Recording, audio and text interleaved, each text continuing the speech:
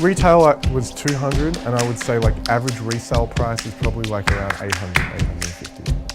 It's an M&M 4, it's $30,000. The undefeated Jordan 4, it's $19,000. I have a guy. You have a guy. I have a guy. Like I have an actual guy. There's a kind of competitive drive in this too, and that's just getting your hands on something that other people can't. There's two sides of resale. I'm the street. If there's a release going, I'm the guy where you can get it from quick. Step back! You know, living in New York City, the average sneaker line could be anywhere from 100 people to 1,000 people. Sneakers, both the passion and the marketplace, are bigger today than they've ever been. Our journey into the crazy world of sneakerheads. We're at Flight Club in New York City, the center of the resale economy, and we're in the center of the center in their showcase, a tiny room with several hundred sneakers worth over $100,000. This 11-year-old Soho shop is known worldwide. In the sneaker economy, everyone's tracking the latest sneaker drops, happening nearly every week. The hottest of these new releases are snapped up and immediately resold here. So far, Nike and its competitors carefully control supply and demand, but don't reap the rewards of the resale mania. Here and in other resale shops, you can only buy and sell so-called dead stock, unworn and perfect pairs only. What's behind the glass here? What is this?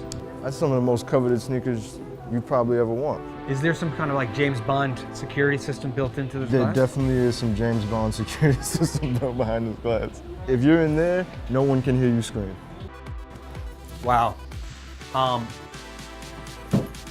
there's a lot of shoes. There's a lot of shoes.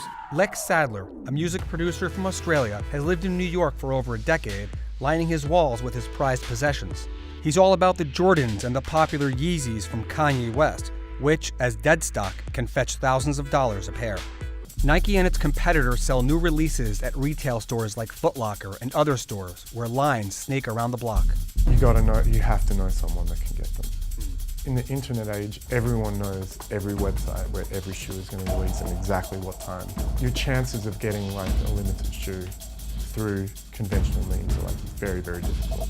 If you want a pair of a new release that's worth something, I have a guy. You have a guy. I have an actual guy. You have an actual guy. My broker. Your broker.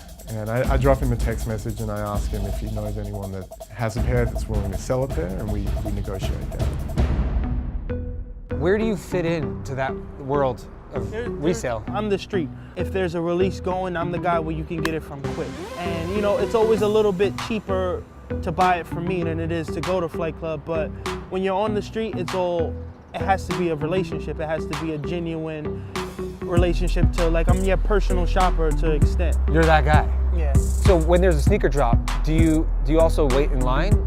I maybe pay my friends like $10 an hour to wait online, or maybe even a little bit more. It depends on how much money I can make off these shoes. Or how much money do you think you've made in total over the last couple of years that you started?